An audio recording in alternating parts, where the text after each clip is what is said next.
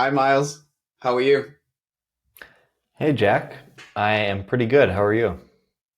Very well, thank you. And Miles, today we're going to be comparing the words that we use for the same thing in the UK and the US. Okay, that sounds good to me. Okay, so Miles, what do you call this thing in the United States? Hmm. I would call that a diaper. For example, my niece wears a diaper. And what do you call this? So, Miles, in the UK, we call this a nappy. So when you have a baby, you put a nappy on the baby. So when the baby goes to the bathroom, everything doesn't go all over the place. So we call that Hmm. a nappy. Hmm. I still prefer the term diaper, but I'm glad I now know the term nappy. Mm. Just in case you're ever in England and you need to look for an emergency nappy. Exactly, exactly. Okay, Miles, what do you call this? Jack, that is a flashlight. What do you call it?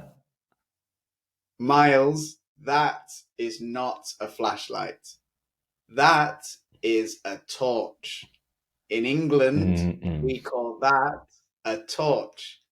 I don't Hmm. understand why you call it a flashlight because it's not flashing. It's just one light. There's no Hmm. flash. Yeah, you make a good point. But Jack, if you call this a torch, then what do you call this, which is what we call a torch in the US? So maybe you're a little bit right. So we also call that a torch. So we Hmm. have the same word for two different things. So we also call that a torch. Maybe Hmm. we say an electrical torch for this, and then we say maybe a fire torch for this, but I don't think you see many fire torches in England anymore. Yeah, that's right. And that makes sense that you call this an electrical torch because it uses electricity. Exactly. And Miles, when was the last time you used a torch like this? A fire torch? Just yesterday, actually. There's no electricity in Minnesota. Mm-mm. Sadly not. Okay, Miles, what do you call this sport? What do you call this Hmm. thing that these people are playing? So I know that this is going to be controversial, and I know that you in the UK call it something differently, but here in the US, we call this sport soccer. And you? Soccer. I don't like to hear the word soccer. When I hear the word soccer, I cringe. I make Hmm. a bad reaction. In England and in every other place in the world, we call this sport football. Football because you play with your feet and there is a Hmm. ball. You kick the ball with your feet. Therefore, football. And Miles, why do they call it soccer? I do not know. It definitely makes more sense to call this game football because, like you said, you use your feet or your foot to kick the ball. And Miles, in America, you call something else football, no? You have another thing that you call football. Exactly. We call this sport football. Although you don't use your feet a lot, you are more likely to use your hands. Mhm. So it doesn't make sense. No, it does not.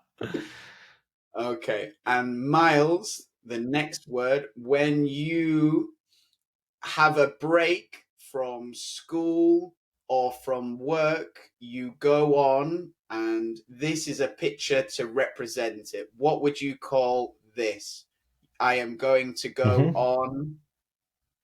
Vacation. I'm going to go on vacation um, because for some amount of time, for some duration, maybe days or weeks or months, I do not have my normal obligations, such as work, so I go on vacation. And what Hmm. about you, Jack? What word would you use to describe this situation? So we say, I am going on holiday. I'm going on the summer holiday or the winter holiday. We go on our Hmm. holidays. In the US, when we refer to holiday or holidays, we are referring to events like the 4th of July or Christmas. Okay, so specific days of vacation you call holidays. So Mhm. Christmas Day is a holiday. The 4th of July Exactly. is a holiday. In Exactly. England, we use the same term. So when we have a day, we call it a bank holiday, which is a day where nobody goes to work. It's a public holiday for everybody. We call that a holiday. But I also say when I want to have a week off work where I don't work, I'm going on holiday. I'm not going to be at work. I'm going on my holidays. Hmm. Sounds a little confusing, like torch and torch, but I won't be too mean. Okay. And so, Miles, the final thing we're going to be talking about is I would like to know, what do you call this in the United States? Hmm. That is an apartment. So, for example, someone might rent or live and pay for an apartment for some amount of time, usually a year. What do you call this in the UK? Hmm. I'm a little bit embarrassed because it doesn't make sense what we call it in the UK, but what you call an apartment, we call a flat. Hmm. Why do you call it a flat if apartments really aren't flat? They have other dimensions.